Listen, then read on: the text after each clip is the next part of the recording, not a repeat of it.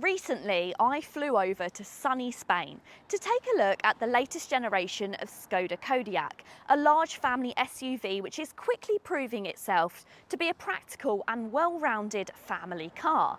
However, now I'm back in not so sunny Suffolk, taking a look once again at the Skoda Kodiaq, but this time I'm taking a look at the plug-in hybrid, a hybrid family car which should be able to achieve in excess of 60 miles on fully electric range. Hi guys, I'm Tish and welcome back to my channel Auto Social UK.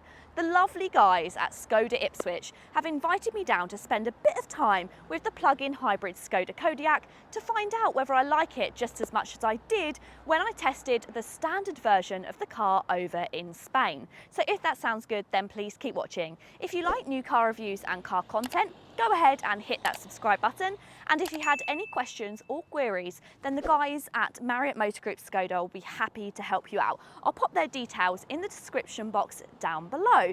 Now, I'm not going to cover a huge amount in this video when it comes to the standard interior and exterior of the Skoda Kodiaq, because I did a lot of that when I covered the video in Spain. And if you want to watch that, I'll pop it up somewhere on the screen. Today, we're going to be focusing on the plug-in hybrid and everything the plug-in hybrid has to offer over the standard car. But first of all, let's have a quick recap on what's changed over the outgoing model. It features sleeker headlights, a wider grille and a longer, lower appearance, helped by the new Kodiaq being 6 centimetres longer than the car that it replaces. The most impressive upgrade over the old Kodiaq is the cabin design and quality. The swooping dashboard looks almost as smart as the German alternatives. It's dominated by a massive 13-inch touchscreen, which has sharp graphics and is easy to navigate. There's also some snazzy smart dials, which can help you navigate an array of systems quickly. Next up, let's talk about two things that are arguably the most important when it comes to plug-in hybrids, and that's range and charging capabilities, both of which the Kodiaq IV is extremely impressive at. You see, it gets a 25.7 kilowatt hour battery, which gives it an official WLTP tested all-electric range of up to 62 miles. That far surpasses pretty much all of its competition, including the BMW X5, you've got the Volvo XC60, cars from Stellantis Group like the Citroën C3 Aircross, and also the new Hyundai Santa Fe, of which it has around 20 miles of fully electric more. But you may have also seen another figure on the internet, and that's 71 miles. Many media outlets have reported on 71 miles, so why the discrepancy between the two figures? Well, it's likely that Skoda decided that they wanted to go with a lower figure, which still was more impressive than the majority of its competition, so their customers will be fully satisfied with the amount of electric range that they're getting. But actually, in reality, this car should be able to do up to 71 miles, which in that case, the only car that it puts it just 1 mile behind is the very expensive Range Rover plug-in hybrid. Now, when it comes to charging, it gets Volkswagen Group's second generation charging capabilities, and that means it actually is fitted with rapid charging. This can charge up to 50 kilowatts from a rapid charger, meaning you can go from 10 to 80% in as little as 26 minutes, which is really impressive. When it comes to AC charging, that's your at-home wall box, it can accept up to 11 kilowatts. However, many customers have actually reported that it can't quite achieve this figure, and the figure tends to be closer to 4 kilowatts rather than 11. Now, this may be a known issue which hopefully will be fixed in the future, but it's good to bear in mind because the 11 kilowatt figure means that you go from the same 10 to 80% in around 3 hours. But if it's 4 kilowatts, it's going to take a little bit longer. So it just means that overnight you need to make sure it's charging with enough time for the morning. So next up, let's talk about the interior space, because it has reduced slightly when it comes to the plug-in hybrid. It's no longer available as a 7-seater. Unfortunately, you can only get the 5-seat configuration if you go for this plug-in hybrid model, and that's because the large 25.7 kilowatt hour battery sits underneath where the rear seats would go. However, it's not all bad news. You still get a whopping 910 litres inside the boot of the Kodiaq IV, and I think that should be more than enough for most people looking for a large family SUV plug-in hybrid. You'll also see that the boot opening is really square and wide, and also it's a really good height off of the floor. So even if you've got large heavy suitcases, you should be able to lift them with no issues at all. There's also a bit of space underneath the boot floor to be able to pop away your charging cables. You get a retractable parcel shelf, and you also get levers to be able to drop down the rear seats.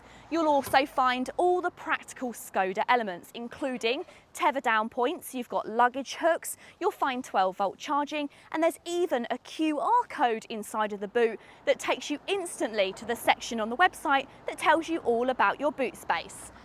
Prices for the plug-in hybrid Kodiaq start at just under £42,000, and for £2,700 more you can get this one. This is the upgraded SEL, and for that you get nice leather interior, you get upgraded 19-inch alloy wheels, you get matrix LED headlamps, and you also get keyless entry. And talking about upgraded interior, let's check it out.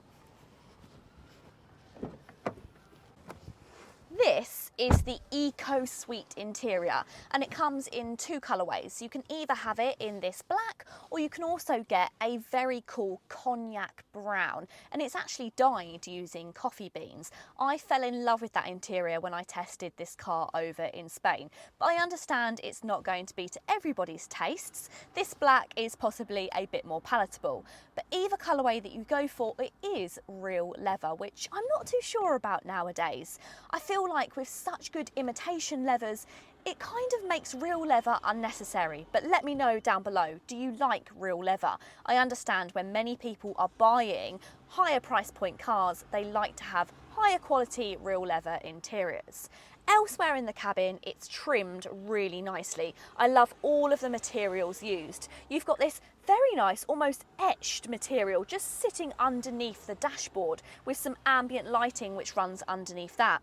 You've got little tips of chrome around the cabin, and I really like the stitching, which almost looks like that of a rugby ball. You've got some chunky crisscross stitching across the dashboard and also on these handles. That feels really cool. You've got plenty of storage inside the cabin as well. You've got a glove box which is split into two. You've got a bottom part of the glove box, and you've also got a top part of the glove box as well. You've got storage inside this centre armrest. You've got space for not only two cup holders, but you can actually slide them across and add an additional 2 to 4 cup holders. And you've also got wireless charging pads up front, which will fit 2 iPhone Pro Maxes, which I think is really cool. I've tested it and it will fit one in both sides. You've also got this little cube here, which at first is a little bit difficult to understand what it is, but it's for cleaning your screen, which is fantastic because the new screen inside of the Skoda is so large, so it's really satisfying to get rid of all of those fingerprints. Compared to the car that I tested in Spain, there really isn't any changes when it comes to the interior of the Kodiaq. But when it comes to the plug-in hybrid, all of the changes are going to come down to the drive. So let me jump into the driver's seat and we'll see if you can feel any of the changes.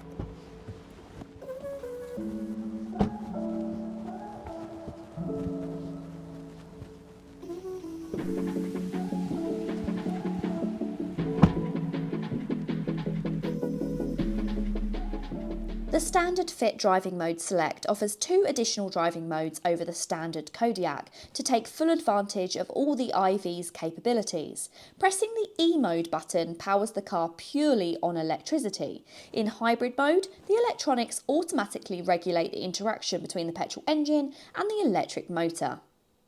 When you're running on just electricity, the electric motor produces 114 brake horsepower and you get the instant 300 Newton meters of torque, which actually is enough to make the Kodiaq feel quite sprightly around town and the shorter journeys, of which a plug-in hybrid is absolutely perfect. Plug-in hybrids love shorter town driving. However, when you do need a bit more power, you can engage the petrol engine. So you have got a 1.5 litre petrol turbocharged engine. It's actually the same one that you'll find in the combustion Kodiaq. So really that should mean that 114 plus 150, this should have around 275 brake horsepower, but unfortunately that isn't the case. You're not always going to get both power from both of the engine and the electric motor. In reality, you get 201 brake horsepower and you get around 350 newton meters of torque, which feels more than enough for the Kodiaq. But it has to be said, this is a large vehicle and it was large before it had the batteries and motors added, so it's quite heavy as well, and you do feel that. So when you really put your foot down and you need that instant acceleration, you do get quite a noisy engine and it doesn't always feel like it has the most amount of power.